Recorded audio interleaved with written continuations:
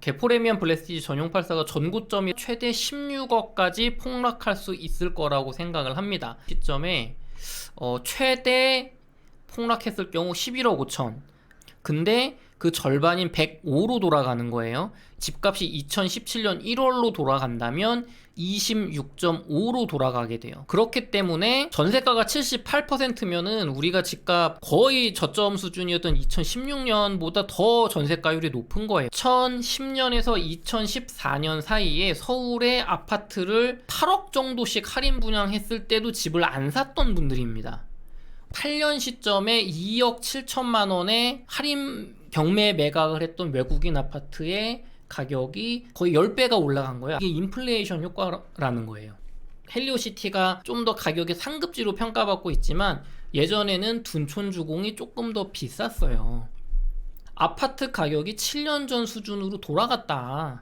그거 70%가 계약 포기했던 겁니다. 아파트를 세일을 한다. 그동안 45%가 가격이 폭락했다고요. 이런 거는 이게 당연한 거예요. 2000년대 초에도 부동산 대폭락이 올 거다. 토지 숭배 사상이 심각하고 경제는 10년 주기설로 부동산 가격이 돌아가기 때문에 이제 폭락할 수가 없어요. 요즘으로 하면 사이클 이론이죠. 그러니까 옛날에도 그랬어. 이제 부동산 끝났다. 폭락한다. 근데 어떻게 됐냐고요. 두 곳이 둔촌주공과 헬리오시티라는 거예요. 굉장히 매력적인 대안이 될 거라는 겁니다. 안녕하세요, 남쌤입니다.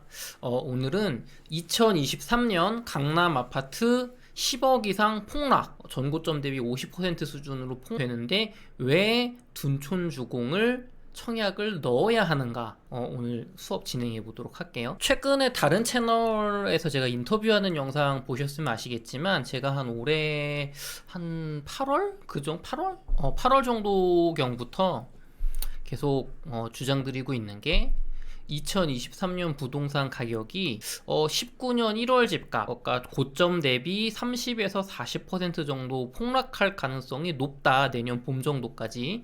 그 다음에 최악의 경우에는 2017년 1월 집값 고점 대비 절반 55% 수준으로 폭락할 가능성도 있다라는 이야기를 드리고 있어요. 제가 특히 웅달 책방에서 인터뷰할 때 그런 이야기를 많이 드리고 있는데 지금 사실 부동산 지역에 따라서 입주 물량 많은 곳은 뭐 40% 폭락 이 수준까지 이미 온 곳이 있고, 또 아직 그렇게 폭락이 오지 않은 곳은 호가는 버티고 있지만 실제 아무도 그 가격에 사주지 않으면서 실제로 여러분이 내 집 마련 생각하시는 분들은 시장에 매물로 나와 있는 호가에서 최소 20에서 30%는 이 뻥으로 올라가 있는 버티는 호가다라고 이렇게 보셔야 되거든요. 근데 그런 생각이 드실 수 있어요. 아니 당신은 지금 뭐 몇 달 전부터 2023년에 집값이 고점 대비 최소 30% 폭락한다. 지금 계속 가격이 계속 몇 억씩 떨어질 거다. 그리고 뭐 최악의 경우에는 절반 수준으로 2017년 1월 집값으로 폭락할 거다라고 말을 하면서 왜 이 비싼 둔촌주공에 청약을 넣으라는 거냐? 지금 제 썸네일이 그렇잖아요. 폭락할 건데 청약을 넣어라 인 거잖아요. 그 설명을 드리기 전에 제가 먼저 예상하는 내년 강남과 송파구 쪽의 부동산 가격이 얼마나 좀 떨어질 걸로 예상을 하는지 그 논리적 근거하고 그런 부분을 좀 듣도록 해요. 그래서 저는 내년 뭐 가을이나 겨울 정도 시점에 여름 이후에 한창 이 부동산 금리가 한창 올라가고 부동산 공포가 덮치고 또 역전세난이 강남과 수도권 송파구 쪽을 덮쳤을 때 저는 요 정도 가격까지 강남 개포레미안 블레스티지 전용 84가 떨어질 수 있다고 봅니다. 개포레미안 블레스티지 전용 84가 전고점이 32억이에요. 작년 10월 시점 32억. 근데 이게 저는 최소 20억에서 최대 16억까지 폭락할 수 있을 거라고 생각을 합니다. 상당히 높은 가능성으로 중대 변수가 생기지 않는 한. 그럼 엄청나게 가격이 떨어지는 거고, 둔촌주공 전용 84가 지금 13억의 분양가 나와 있잖아요. 정말 최악으로 떨어진다면 16억까지 떨어지면 강남계 포레미안하고 둔촌주공이 3억밖에 차이가 안 나는 거죠. 그럼 더더욱 여러분 이해가 안 되실 겁니다. 아니 그럼 저걸 사야지 왜 둔촌주공을 청약을 해. 그리고 잠실 리센츠는 전고점이 26.5억인데 26억 5천인데 저는 내년 시점에 최악의 내년 뭐 가을 정도 시점에 최대 폭락했을 경우 11억 5천, 적어도 16억 정도 선까지는 가격이 폭락할 거라고 봅니다. 지금 리센치는 실거래가는 한 20억 정도에 됐고요. 호가는 한 19억 정도 나오고 있거든요. 근데 저는 최소 16억 그리고 최대 11억 5천까지 50% 정도 폭락이 나올 수 있다라고 지금 예상을 하고 있습니다. 송파 헬리오시티는요, 전고점이 23억 8천인데요. 역시 저는 최소 15억까지, 최대 10억 정도까지 가격이 폭락할 거라고 예상을 하고 있어요. 그래서 내년 하반기에 급격한 금리 인상으로 역전세가 발생을 굉장히 심하게 발생할 거라고 합니다. 역전세는 전세가가 하락하는 걸 뜻해요. 강남이나 송파구 쪽에 그 입주 물량이 많기 때문에 그 금리 인상하고 이게 겹쳐가지고 전세가가 2년 전에 임대3법 때 막 이렇게 막 비싸게 올린 것들이 만기가 돌아오면서 막 4억, 5억, 6억씩 낮춰야 되는 그 돈이 없어서 매매가를 끌어내릴 거라고 저는 생각을 해요. 그래서 부동산은 이제 끝났다는 공포 심리도 내년이 절정이 될 거고, 최소 경기 침체, 최악의 경우 경제 위기가 올 수도 있거든요. 그래서 이런 것들이 맞물려서 저는 이렇게 말씀드린 것처럼 전고점 대비 35에서 50% 정도 폭락이 올 거라고 보고 있는 거예요, 현재 예상을. 그리고 24년 이후의 미래 시점은 내년 23년까지 하락폭이 30% 정도로 그치면 2019년 1월 수준 집값까지만 폭락을 하고 나서 뭐 금리 인하가 이루어지고 어떤 이런 공포의 분위기가 좀 반전이 된다면 저는 1년 정도 집값이 상승 후에 다시 재하락할 거라고 봅니다. 데드캣 바운스라고 하죠. 잠깐 올랐다가 다시 떨어지는 거.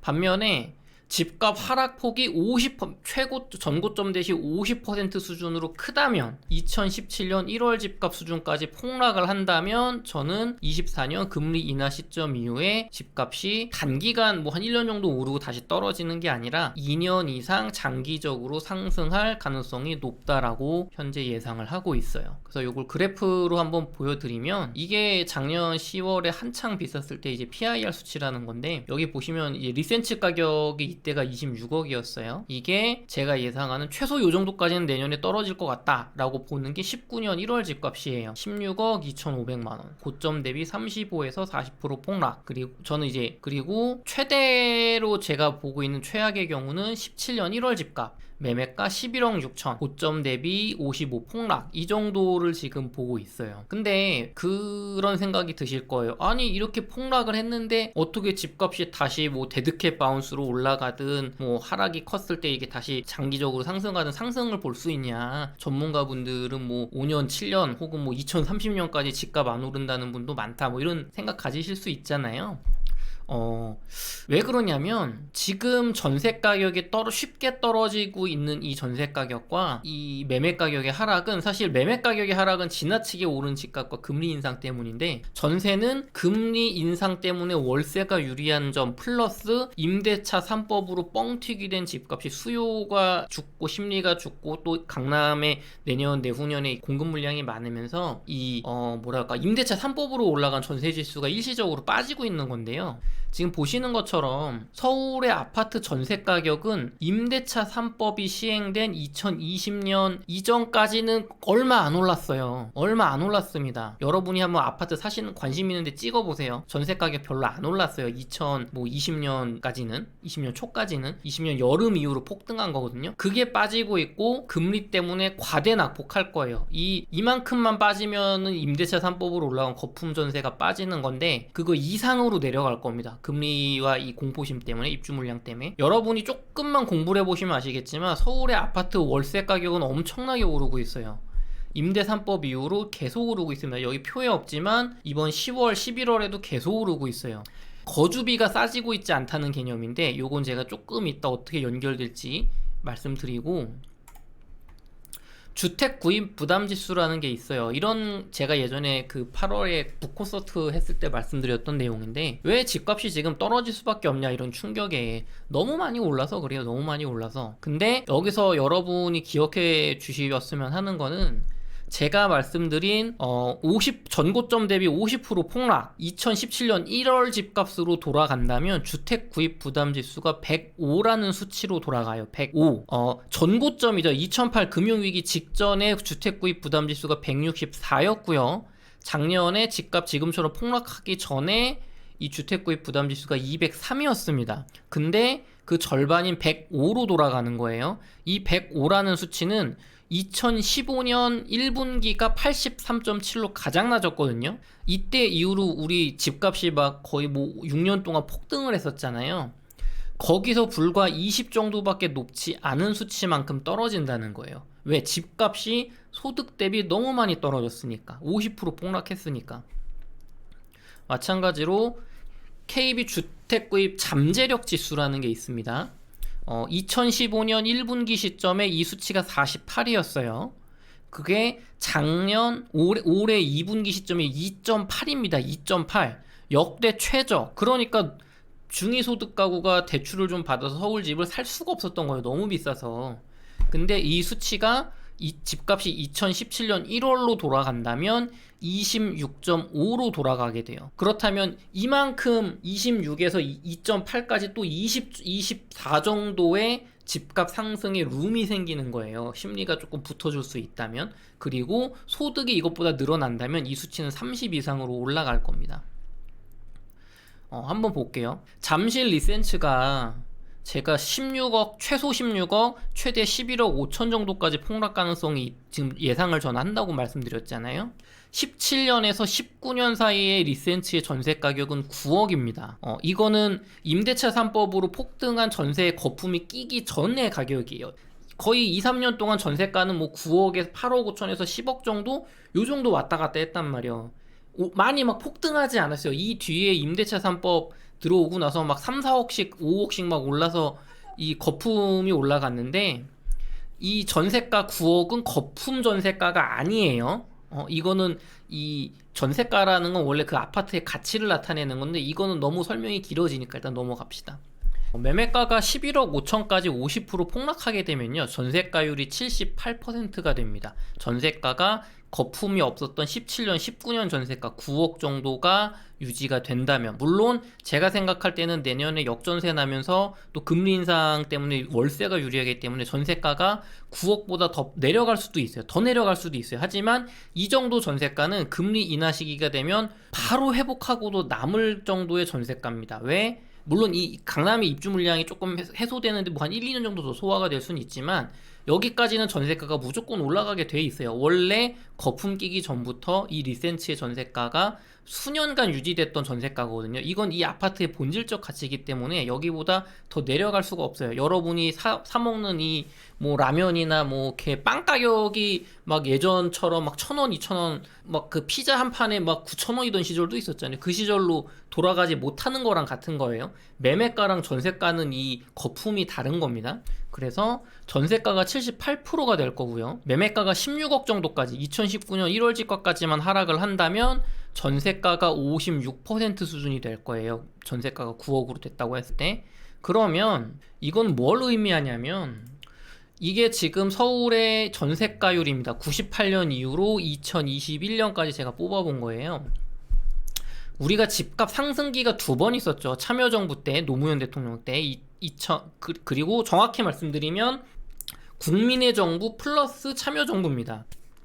김대중 대통령께서 대통령 하시던 98년 IMF 1년 뒤부터 우리나라 집값은 무섭게 상승했고요.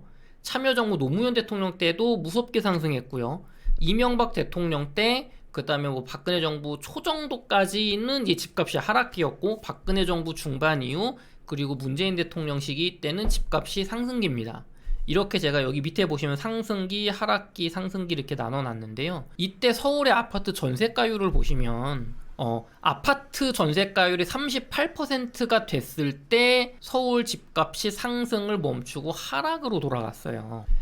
전세가율 뭐 54%, 40%대일 때까지도 상승을 했습니다. 그래서 올해 이런 전세가율을 작년 시점으로 54%니까 아직 한 번 정도는 더 탐욕에 의해서 집값이 올라갈 그게 남아 있다라고 예측했던 분들도 많이 있으셨던 거예요. 나름 투자 잘 하시고 돈을 버셨던 분들 중에. 근데 지금 제가 뭐라 그랬죠? 그래서 2016년 거의 우리가 막 그러니까 대중분들 기준으로 15년, 16년 이때가 집값 거의 최저점이거든요. 엄청 쌌을 때. 그때 전세가율이 75%까지 올라갔습니다. 이거 54%가 그렇게 뭐 낮은 게 아니에요. 서울은 원래 전세가가 70% 넘어서게 나오기 시작하면 막 집값 오르고 그게 역사적 데이터가 있거든요. 근데 뭐라고요? 집값이 리센치가 제가 예상한 최악으로 가서 11억 5천까지 빠지면 전세가율이 78%가 나온다고. 전세가 9억이 됐을 때 16억까지만 떨어져도 전세가 56%가 나온다고. 그렇기 때문에 전세가가 78%면은 우리가 집값 거의 저점 수준이었던 2016년보다 더 전세가율이 높은 거예요. 그러면은 투자자뿐만 아니라 일반 대중분들도 이 돈 주고 전세 사느니 금리도 내려왔고 경제위기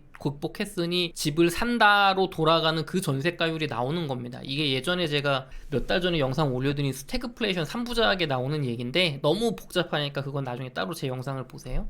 그래서 전세가가 요 78% 수준인 이렇게 나오면은 저는 상승할 폭이 굉장히 많기 때문에 매매가가 2년 이상 장기 상승할 수 있다고 보는 거고, 전세가율이 56% 수준, 그러니까 매매가가 한 16억 정도가 떨어진다면 전세가율 56% 수준이거든요. 그러면 한 40% 정도까지 한 16% 정도 요 룸이 있으니까 그 정도 매매가가 단기 데드캣 바운스로 1년 정도는 충분하게 이렇게 튀어 올라줄 수 있고, 그렇게 보는 거예요. 그 이후에는 근데 다시 하락할 거다. 그리고 그런 걸 뒷받침하는 이런 주택구입 잠재력 지수나 주택구입 부담 지수 같은 걸로 봤을 때도 이런 게 그 지금 예상이 그 근거가 되는 거죠. 그래서 다시 돌아갈게요. 지금 이 영상은 내년에 집값이 떨어질 거니까 뭐 어디를 투자해야 되냐 이런 투자자 관점이 아니고, 둔촌주공을 청약을 해야 됩니까 말아야 됩니까에 대한 지금 이야기잖아요. 그쵸? 그러면 이제 보세요. 저는 집값 폭락 가능성을 되게 높게 보고 있고, 최소 30%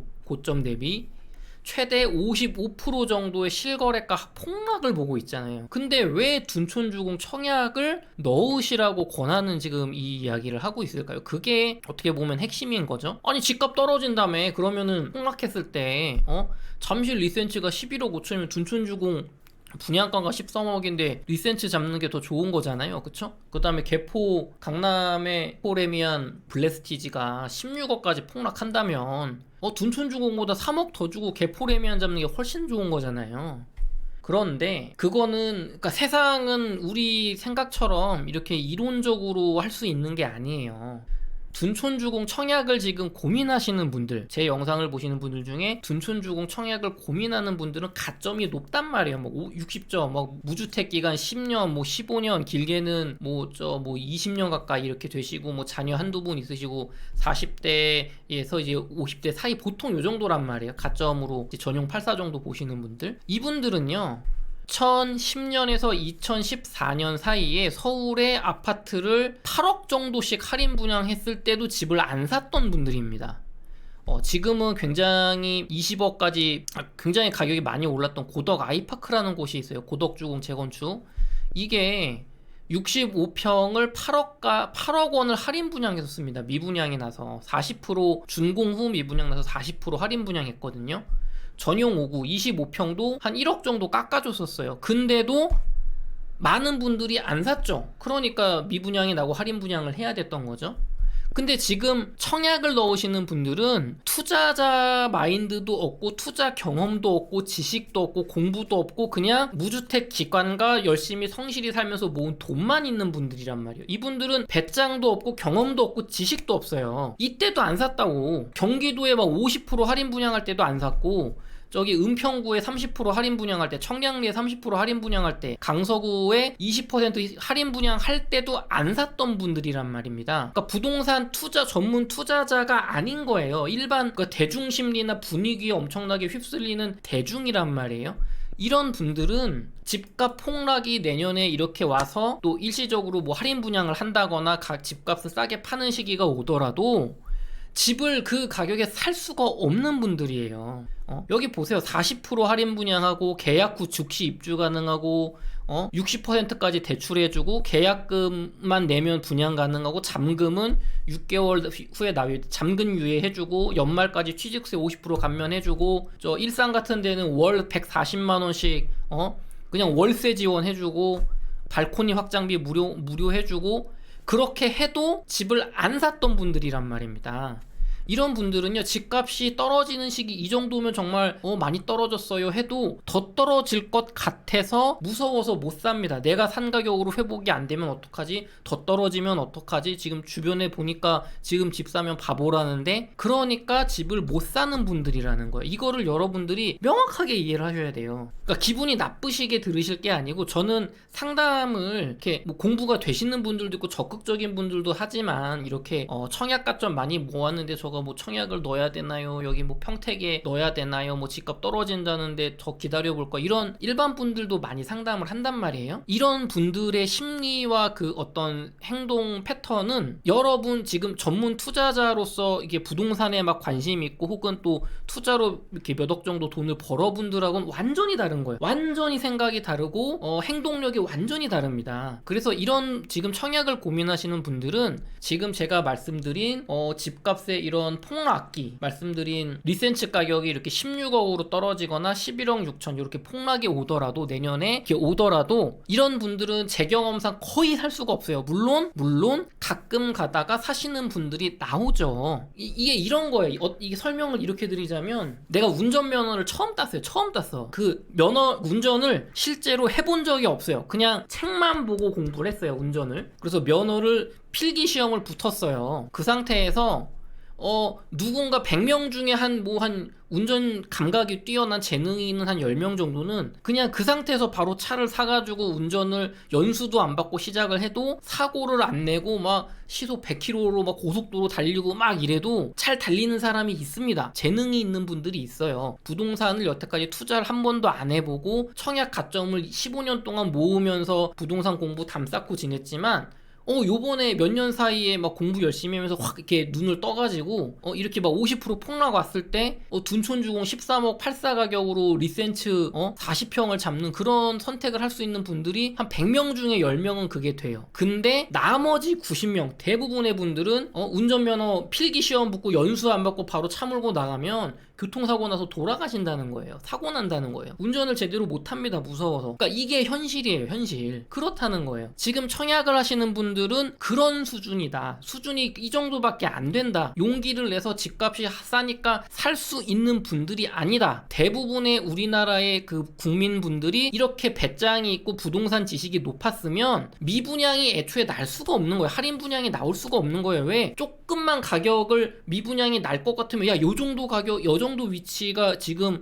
청약 그냥 할인 분양 안 해도 내가 그냥 청약만 넣으면 당첨되네, 가점이 낮아도. 그러면 미래의 화폐 가치가 하락하고 GDP 대비 집값이 상승하는 건 자본주의 사회의 필연이니까 지금 사야지 하고 다 달려들기 때문에 미분양이 애초에 날 수가 없어요. 미분양이 나고 할인 분양이 서울 같은 지역에 난다는 건 우리 부동산을 구매하시는 분들의 지식 수준이 다들 높지 않기 때문에, 그런 분들이 대다수기 때문에 그런 분들이 심리가 돌아서 집을 안 사기 시작하니까 미분양이 나는 거고, 그럴 때 저 같은 투자자들이 그런 거를 사기도 하고, 또 너무 워낙 가격이 싸니까 필요해서 실수요자들이 사다가 집값 상승기 지금처럼 몇 년 오면 그때 미분양 날 때 30% 할인 분양할 때 살걸, 아니면 할인 분양 안 해도 그냥 그때 제값에 10년 전에 강남의 아파트 제값에 샀었어도 내가 몇십억 버는 건데, 이런 후회를 하는 거예요. 근데 다시 그런 상황이 와도 못 삽니다. 제가 자신있게 말씀드릴 수 있는 건, 여태까지 우리나라 70년의 부동산 역사 동안 항상 그래왔어요. 제가 조금 이따 뒤에 그 자료까지 보여드릴게요. 왜냐하면 이걸 어떤 논리적으로 기술적으로 왜 집값이 장기적으로 상승할 수밖에 없는가, 그런 얘기를 들어가면 여러분들은 이해도 잘 안 되고 재미도 없고 막 짜증날 거란 말이에요. 그게 아니라 감정적으로 와닿을 수 있는 거. 옛날에도 폭락했던 시기 많았다. 옛날에도 미분양 나는 시기 많았다. 그럼에도 집값은 계속 장기적으로 우상향해 왔다라는 그런 감정적으로 설득을 해야 또 이런 분들은 이게 받아들여지거든요. 그러니까 다시 돌아가서 제가 내년에 집값이 최소 고점 대비 30% 최대 절반 가격으로 폭락할 거라고 예상을 하지만, 그거를 용기를 내서 구매할 수 있는 분들은 자금력이 충분하고 자산 구조가 충실한 분들은 당연한 거고, 당연히 돈이 있어야 되는 거고, 부동산을 통해서 내가 몇 억 정도 수익을 내본 경험이 있는 분들, 그리고 위기 대비를 할 수, 내 예측대로 잘 안 될 때 그 대출 이자를 버틸 수 있는 좋은 직업을 가진 분들, 그런 극소수의 투자자들만이 잡을 수 있다는 거예요. 둔촌주공 청약을 보시는 여러분은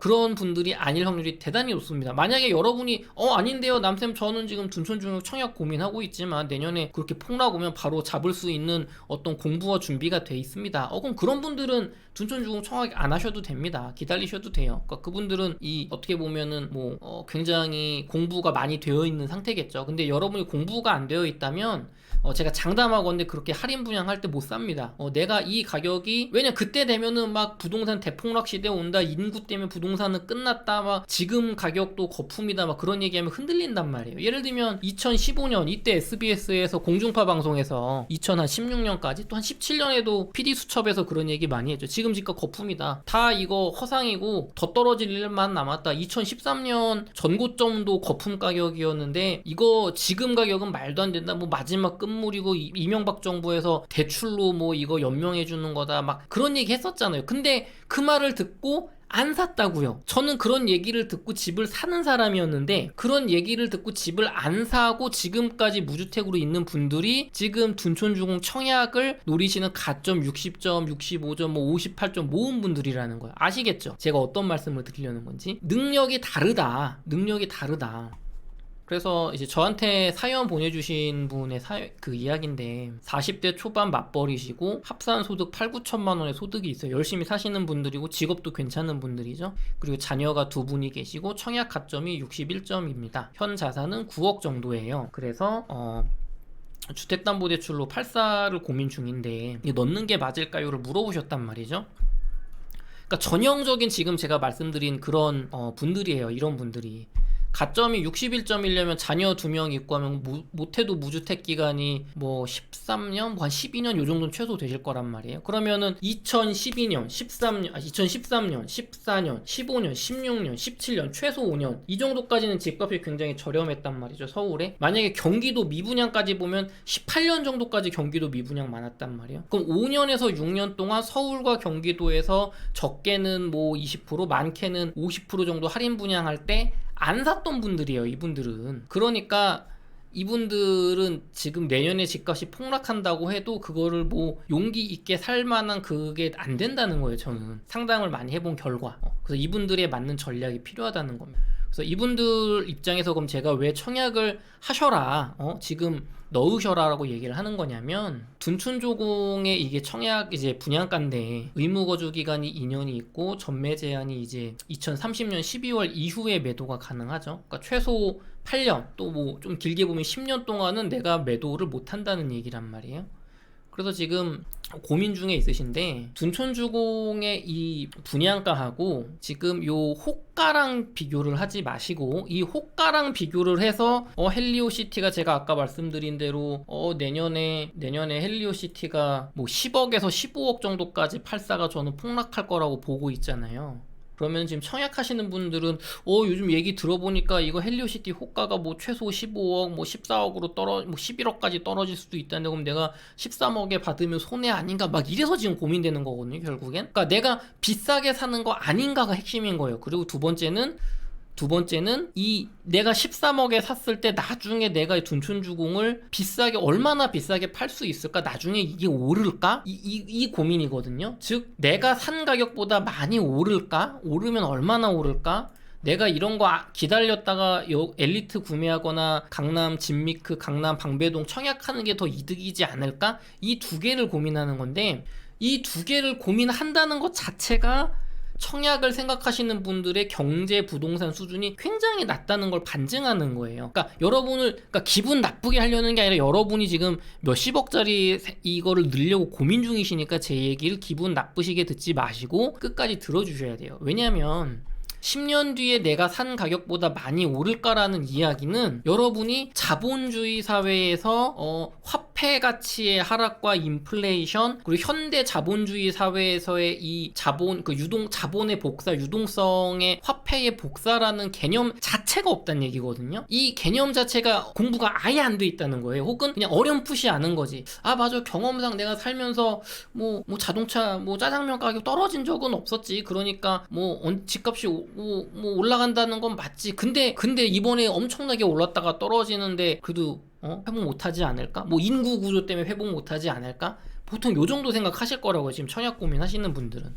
그러니까 이거를 이제 설명을 드리려면 제가 막 30시간짜리 제 강의 내용이 들어가야 되니까 그런 내용은 얘기를 못하고 그냥 그렇지 않다. 이거는 제가 감정적으로 여러분을 설득을 해야지 설득이 되니까 단시간에 2022년에 부동산 폭락을 맞추신 두 명의 대단한 전문가분이 계시죠. 한 명은 이현철 소장님, 두 번째는 하버드대학교 그 박사과정을 밟으신 김경민 교수님이 계십니다. 이분들 영상을 잘 찾아보시면 한결같이 하시는 말씀이 있어요. 집값 폭락한다, 더 떨어질 수 있다, 장기간 폭락할 수도 있다. 그런 얘기는 저랑 공통적으로 하실 겁니다. 폭락할 수 있다. 근데 이 두 분이 언제나 하시는 말씀이 있어요. 부동산 시장이 지금 끝난 게 아니고 다시 상승할 거다. 그러니까 지금 공부를 해야지, 공부를 안 하면 집값 폭락 오고 할인 분양할 때 또 못 산다, 또 눈물 흘린다. 이현철 소장님이 이런 말씀 하시고요. 물론 악플 엄청나게 달립니다. 집값 22년 폭락한다고 맞추셨을 때는 막 찬양받는데 그런 얘기하면 악플 달려요. 왜냐면 듣기 싫으니까. 집값 나중에 올라간다는 소리 듣기 싫으니까. 김경민 교수님도 일본처럼 우리나라 집값 이 멈추고 그러지 않는다. 일본과 우리나라는 인구가 감소한다는 건 같지만 우리나라는 소득이 상승하는 국가고, 심지어 GDP가 상승을 멈췄던 일본도 서울의 둔촌주공 같은 위치의 지역들의 집값은 올랐다. 2008년 이후로. 그러니까 이 인플레이션 속에서 월세가 올라가는 상태에서 지금 집을 헐값에 던지지 말고 보유하라는 의견을 주신단 말이에요. 그러니까 저의 얘기를 신뢰하지 못하시더라도 올해 집값 폭락 맞추신 이현철 소장님, 김경민 교수님 대단한 분들이잖아요. 그분들도 10년 뒤에 집값 많이 올라 있을까요? 물어보시면 많이 오를 거라고 얘기하실 겁니다. 여러분이 경제학과 교수님이나 이상한 사기꾼 같은 놈들 말고 한국은행 은행장님이든 이런 분들, 그러니까 경제를 공부한 분들한테 20년 뒤에 집값이 지금보다 오를까요? 우리나라 경제가 최소한 유지하거나 조금씩 성장한다는 가정하에 물어보시면 무조건 오를 거라고 주실 거예요. 이거는 이렇게 논쟁의 여지가 없는 거란 말이에요. 근데 그것도 이해를 못하니까 이런 질문을 하시는 거라고, 지금 청약을 고민하시는 분들은. 즉 수준이 대단히 낮다, 경제 지식이. 그러니까 이런 분들은 집값이 폭락이 오고 할인 분양을 할 때 용기를 내서 집을 살 수가 없다. 왜? 내가 경제를 모르고 확신이 없기 때문에 이 집값이 지금 비싼지 싼지도 판단을 못해요. 그러니까 못 사는 거야. 그러니까 지금까지 청약 가점을 모은 거라고요. 이해되시죠, 여러분? 요거는 1973년 서울의 아파트 가격입니다. 지금 여기 나와 있는 게 평당 가격이 아니고요. 아파트 한 채의 매매 가격이, 한 채 전체의 매매 가격. 그래서 동부 이천동에 있는 한강맨션 27평이 600만원, 전세 가격은 300만원. 지금 반포주공 40억 하는 거, 이런 게 800만원 32평에 한 채 가격이 800만원. 그 다음에 서민형 아파트 이렇게 15평 20평대에 마포라든가 당산동이라든가 이런 데 있는 거, 아니면 세운상가 쪽에 있는 거, 공무원 아파트, 이런 것들은 보시면 가격이 100만원에서 한 200만원 정도 하죠. 그쵸? 지금 당산 아파트 엄청 비싸잖아요. 당산에 있는 아파트들이 옛날에 73년도에 21평에 한 200만원이면 샀어요. 200만원 아파트 전체가. 근데 이게 8년 지난 1981년에 어떻게 되어 있냐, 가격이. 이게 81년 서울의 잠실과 천호동의 아파트 시세입니다. 잠실 장미 아파트가 2,700만원이에요. 28평에. 지금 잠실주공 5단지가 2,600만원. 그 다음에 둔촌주공이 30평대가 한 2,500만원 정도 하죠. 지금 헬리오시티의 전신이 가락시형 아파트란 말이에요. 가락시형 아파트가 둔촌주공보다 비싸지 않았습니다. 예전에는. 지금은 가락시형 쪽이 좀 더 먼저 발전을 하고 둔촌이 조금 더 구역상 강동구 쪽에 있다 보니까 또 재건축되기도 하고 주변에 또 개발 호재도 있어서 헬리오시티가 좀 더 가격이 상급지로 평가받고 있지만 예전에는 둔촌주공이 조금 더 비쌌어요. 근데 여기서 특이점은 뭐냐면 이 73년만 해도 아파트 가격이 100만 원대였잖아요. 아파트 전체가 뭐 200만 원, 300만 원 이런 초고급 아파트는 뭐 한 1000만 원 정도 했지만 100만 원대였잖아요. 8년이 지난 80년 초가 되면 아파트 전체가 1000만 원대로 올라가죠. 2천만 원. 이때 강남이 한 3000만 원 정도, 3, 4천만 원 정도 했을 겁니다. 얼마 차이 안 났어요.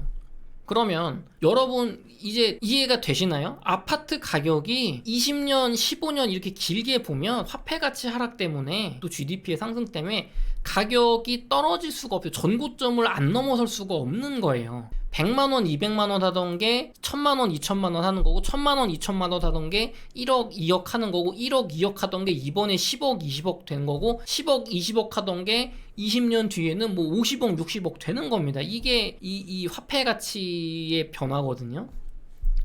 그러니까 지금 그거를 저는 이론적으로 설명드리면 여러분들 와닿지 않으니까 둔촌중력 청약을 고민하실 정도 분들의 경제 수준에서는 그러니까 제가 지금 과거 사례로 말씀드리는 거예요. 그리고 그런 얘기 하신단 말이에요. 아니 지금 집값은 완전 미친 거품, 코로나로 인한 거품 집값이기 때문에 이번에 떨어지면은 뭐 10년 내로 집값 회복 못할 겁니다. 지금은 과거와 다릅니다. 이렇게 집값이 폭락한 적이 없었어요. 뭐 막 이런 얘기 한단 말이에요. 근데 저처럼 부동산을 저는 막 5, 60년대의 서울의 변화부터 되게 꼼꼼하게 공부를 했단 말이에요. 옛날 2005년 정도부터. 그러니까 제가 실제 투자를 돈이 만들어져서 투자를 시작한 건 2015년 정도부터지만 좀 부동산 공부를 한 2004년 정도부터 했어요. 막 판교 신도시 만들어질 때부터 그때 가서 막 보고 공부를 좀 과거를 되게 역사를 공부를 열심히 했단 말이에요.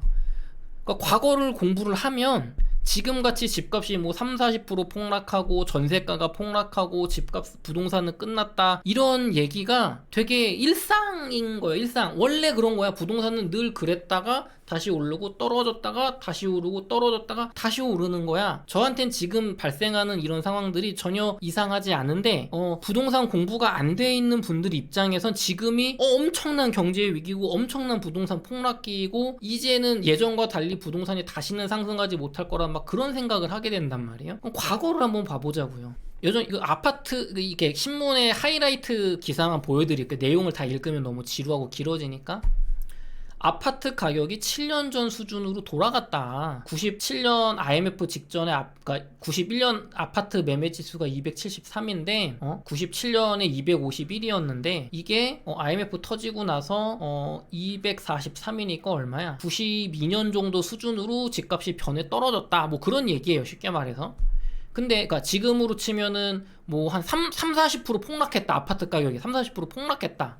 근데 88년 가격이 100이잖아요. 그럼 폭락한 가격이 243이란 말이에요. 그럼 40% 가격이 폭락했는데 뭐 30% 폭락했는데도 옛날에 전고점에 비하면 막 2배가 비싼 거란 말이에요. 그러니까 이게 부동산 가격이에요. 여러분 지금 보시는 둔촌주공 옆에 올림픽 선수촌 아파트 있잖아요. 그거 70%가 계약 포기했던 겁니다. 미계약 났던 거예요. 서울의 개포동, 반포동, 잠실, 여의도 수많은 아파트들이 미계약 나고 마이너스 프리미엄 붙고 할인 분양하고 그랬던 시기가 계속 있었어요. 이상한 게 아니라는 거예요. 원래 그런 거야 부동산은. 그래서 미분양이 전국에 뭐 7만 4천 가구가 있다. 아파트를 세일을 한다. 벽지나 바닥 고급 자재를 설치하고 대출 지원해주고 가전제품을 보너스로 준다. 이게 요즘 막 할인 분양하거나 막 발코니 확장 무료 막 그런 얘기예요.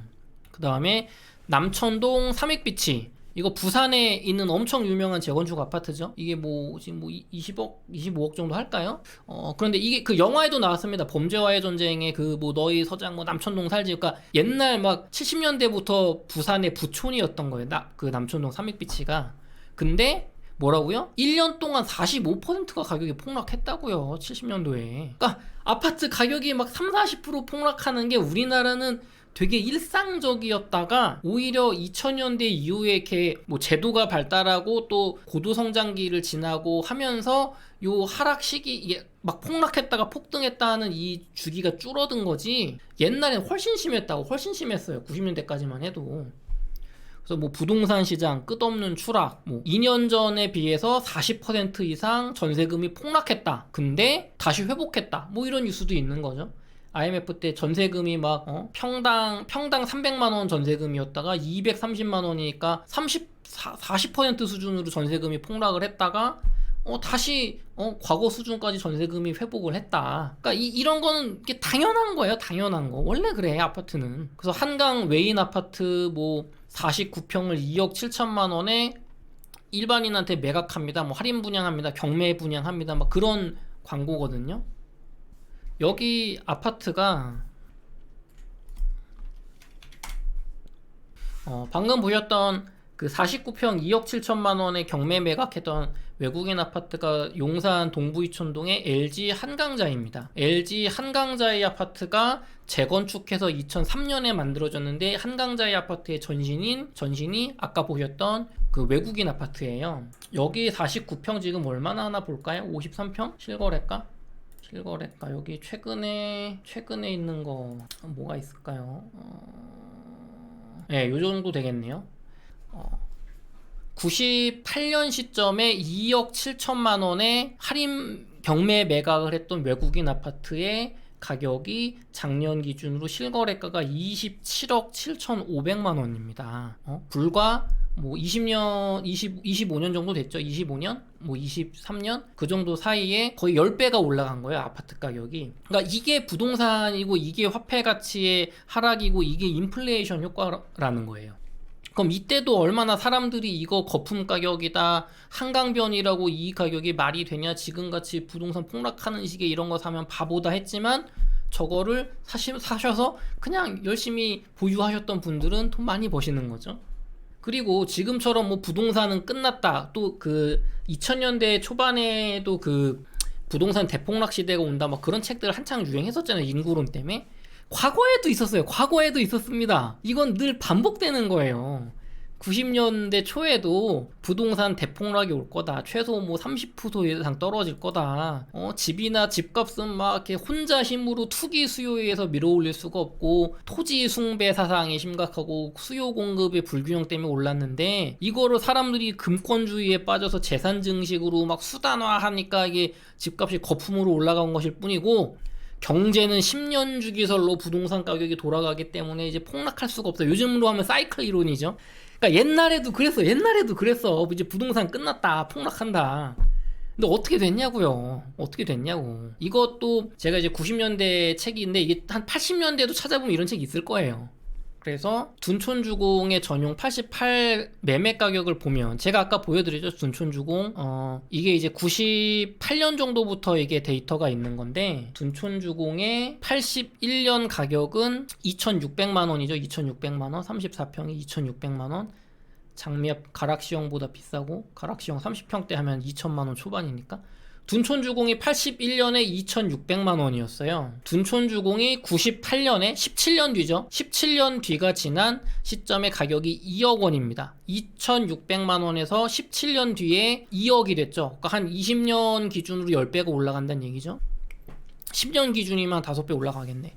그래서 2억이 됐었는데 물론 이게 고도 성장기니까 가능한 것도 있습니다. 그래서 98년에 2억인데 요 앞에 96년 7년 IMF가 있었잖아요. 그러니까 가격이 뭐 한 3억 5천에서 2억으로 떨어진 거예요. 이때 이미 한번 폭락을 했어. 그 다음에 그러니까 이때 이미 폭락을 한번 한 거예요. 이때 97년에서 96년에 한 3억 5천 정도 하다가 이렇게 한번 폭락을 한 거예요. 그 다음에 2억에서 국민의 정부 시기에 6억까지 올라가고 참여정부 노무현 대통령 시절에 잠깐 떨어졌다가 다시 11억까지 올라갑니다. 2006년 기준으로. 그러고서 2008 금융위기 터지고 2008년에 8억까지 3억이 떨어졌다가 한 30% 정도 떨어졌죠. 한 25% 정도 떨어졌죠. 그 다음에 잠깐 데드캣 바운스로 반등해서 한 10억 정도 조금 못 돼서 야 다시 이제 뭐 11억 올라간다 하다가 이때 이명박 대통령 반값 아파트랑 그 서울 그 뉴타운들 입주 물량 그 가격 굉장히 낮은 아파트들의 그 공급 때문에 가격이 힘없이 떨어져서 이렇게 한 7억 정도까지 떨어지게 됩니다. 2011년까지. 그러면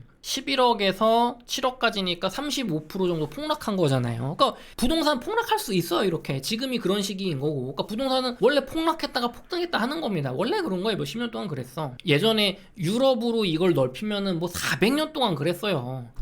그러니까 여러분이 나중에 공부해 보시면 알아요. 그래서 2006년 집값인 11억을 회복하는데 2016년에 넘어섰으니까 거의 10년이 걸렸단 말이에요. 그러니까 10년 동안 집값이 안 올랐다. 그러면 이때 요 하락했을 때 이렇게 집값이 25% 서울 집값이 30% 폭락했을 때 집을 샀으면 훨씬 이득 아니냐. 이때 11억 비싸게 주고 사는 것보다. 맞는 말이죠. 맞는 말입니다. 저 같은 부동산 투자자는 그런 거를 공부를 해서 지금 집값이 요런 식이구나 근데 앞으로는 요렇게 올라갈 것 같구나, 그럼 요쯤에 사면 나한테 이득이겠네 해서 사는 게 제 이제 그 투자인 거고, 제가 이제 그런 걸 공부를 하는 거죠. 근데 아까도 말씀드렸지만 둔촌주공 청약을 고민하시는 분들은 이런 시기에 집을 못 산다는 거예요. 왜? 그거를 살 수 있었으면 지금 둔촌주공 청약을 고민하시지 않고 있으셨겠죠. 이미 집이 있으니까. 그렇잖아요. 이때 이미 샀겠죠. 청약 가점도 필요 없죠. 60점 필요 없죠. 청약 가점 그냥 청약 통장 만들어서 미분양 나는 거 지역 상관없이 줍줍 할 수 있었는데, 서울의 미분양, 경기도의 미분양, 부산이나 대구 같은 데 미분양 나는 거 다 살 수 있었단 말이에요. 할인 분양하면서. 근데도 안 샀잖아요. 안 샀단 말이에요. 안 샀거나 이제 못 산 거죠. 정확히 말하면 경험과 능력이 안 되니까.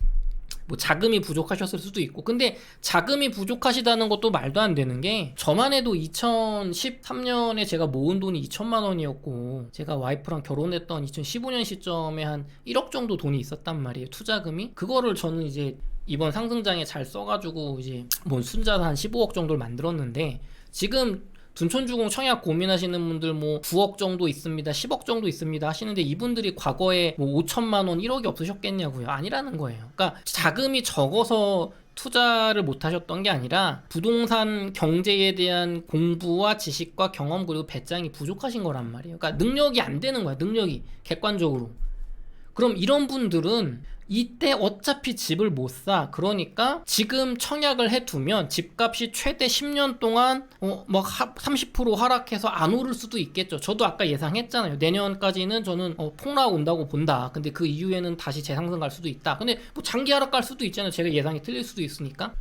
근데 10년 정도 살다 보면 이때 11억에 내가 2006년에 최고점에 샀더라도 안 팔고 행복하게 살다 보면 이번 상승장 때 17억까지 갔단 말이에요. 최고점에 샀어도. 근데 분양가로 산다는 건, 여러분이 분양가로 산다는 건 이 최고점에 사는 게 아니에요 지금.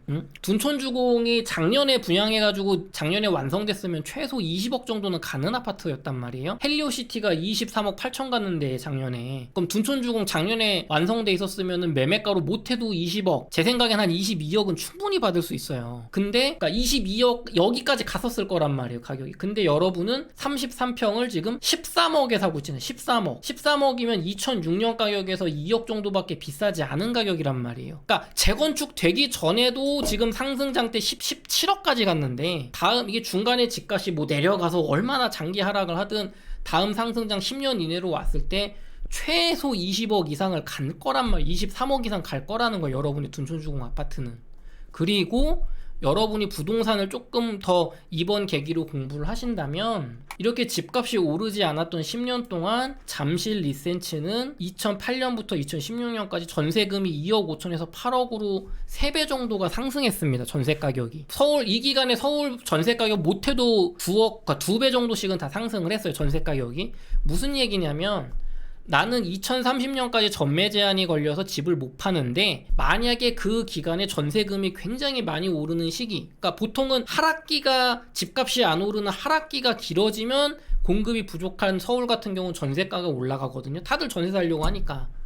그게 이제 이 시기인 거죠. 보시면 이 집값 안 오르는 시기에 전세 가격이 2배, 3배가 됐죠. 이때 그럼 내가 둔촌주공 전세 주고 그동안 공부한 지식으로 미분양 나서 할인 분양하고 있는 강남 아파트 계약금은 넣으면 된단 말이에요. 그럴 때. 강남은 할인 분양을 안 했습니다. 참고로. 둔촌주공보다 입지가 좋았던 서울에서 20% 이상 할인 분양했던 적이 없었어요. 지난번 할인 분양 시기에도. 보통 고덕, 강동구, 서울의 끝, 고덕동, 그러니까 둔촌주공은 강동구지만 서울의 끝이 아니란 말이에요. 동쪽 끝 고덕, 아니면은 서북쪽 끝 은평구, 아니면 서쪽구 강서구, 아니면 당시만 해도 평가가 굉장히 이게 성인 그 뭐라 그러죠?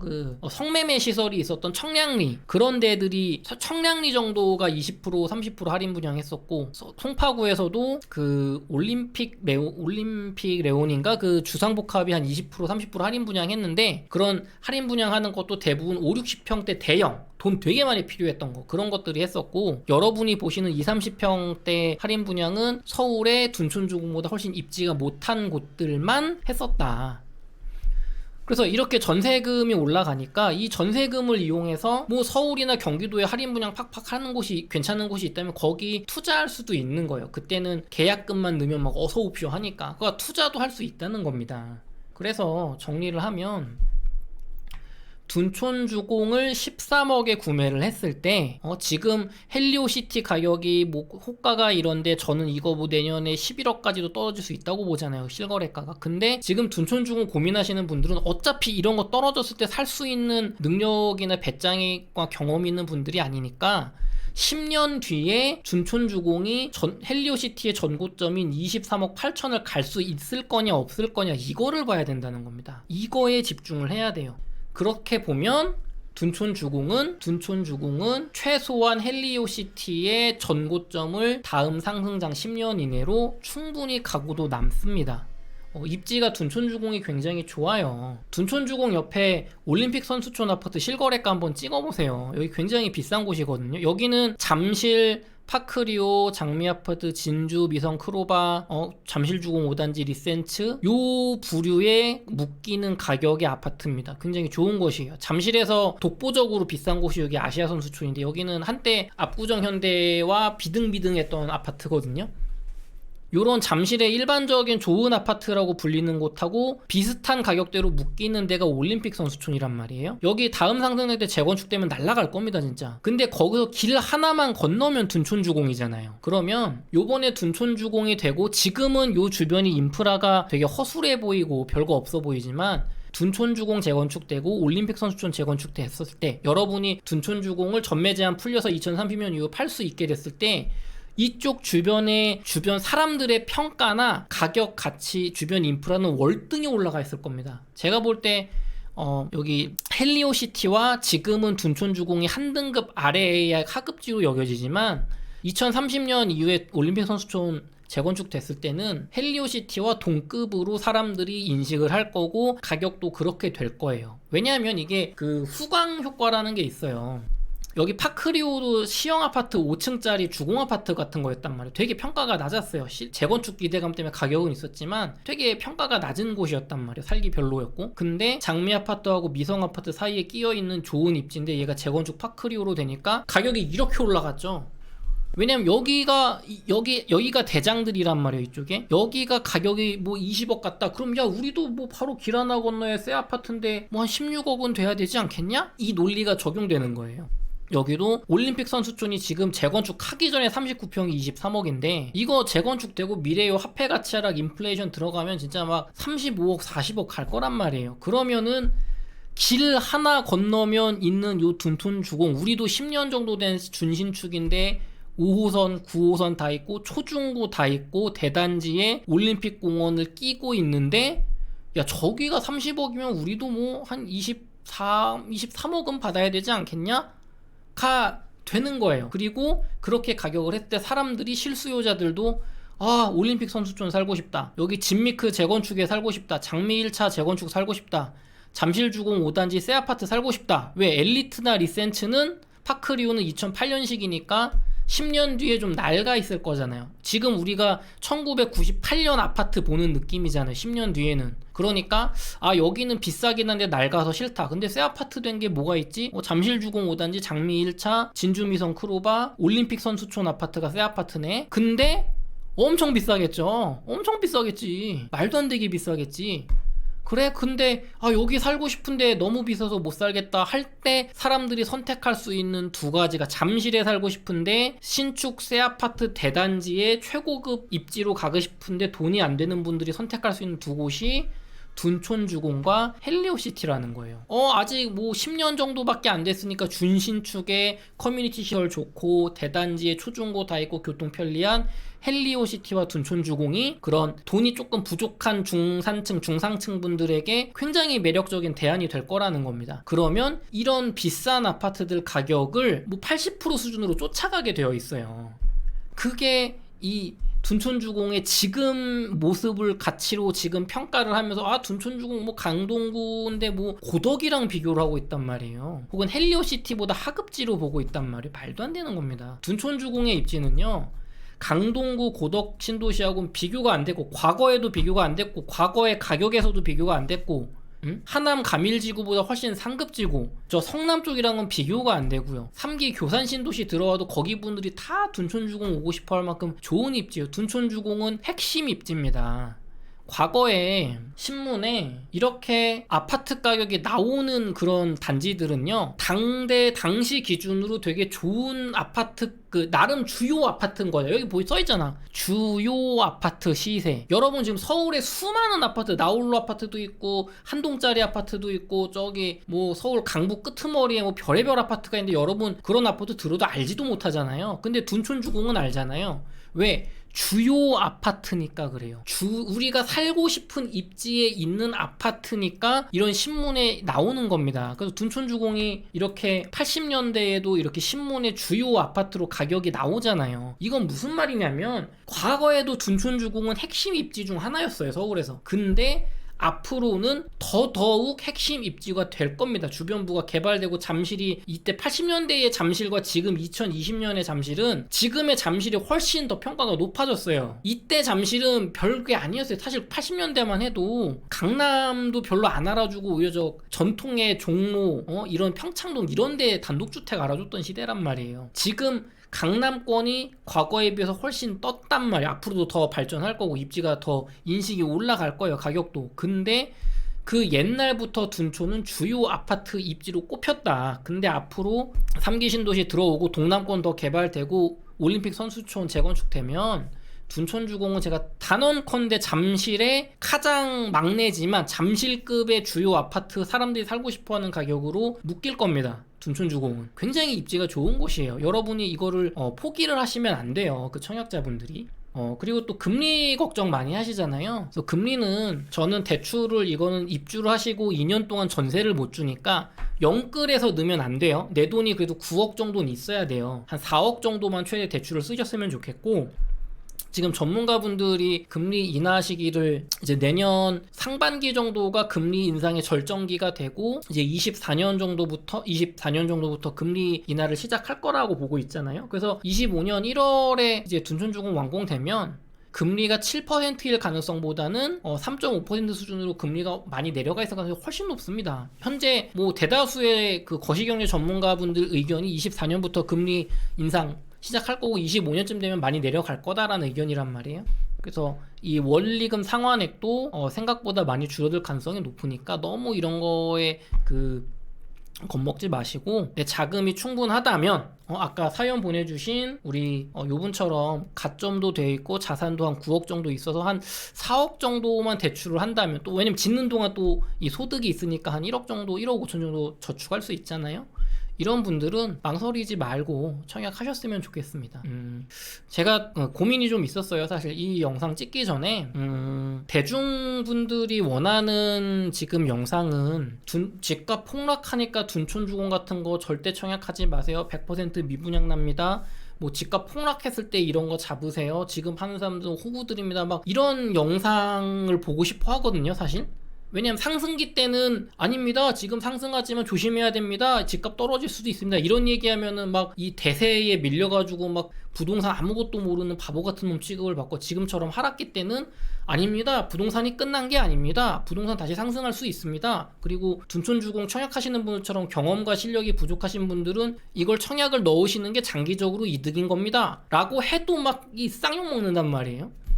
그래서 저도 이제 대중분들을 상대하는 이 유튜브를 지금 찍고 있는 상태니까 이거를 내가 톤 조절을 해서 그냥 굉장히 온건하게 좀 자금이 되시면 둔촌주공 청약하시면 좋고요. 근데 가격 하락 가능성이 이래서 높기 때문에 웬만하면 기다리시고 폭락했을 때 잡아보시죠 라고 이야기를 하는 게 저에게는 더 도움이 될 수도 있어요. 유튜브의 흥행적인 측면에서. 근데 그렇게 말씀드리면 둔촌주공 청약을 고민하시는 분들한테 무슨 도움이 되겠냐 이거예요. 실질적으로 실질적으로 무슨 도움이 되겠냐. 그래서 내가 넣어야 돼 말아야 돼 그걸 고민하시는 분들인데 그런 하나만한 소리 하면 무슨 도움이 되겠냐. 그래서 제가 요번에 응달 책방도 그렇고 되게 좀 비판 댓글을 많이 받고 있지만 솔직하게 둔촌주공 청약을 고민하시는 분들 수준의 레벨에서 맞는 이야기를 한번 지금 해드렸습니다.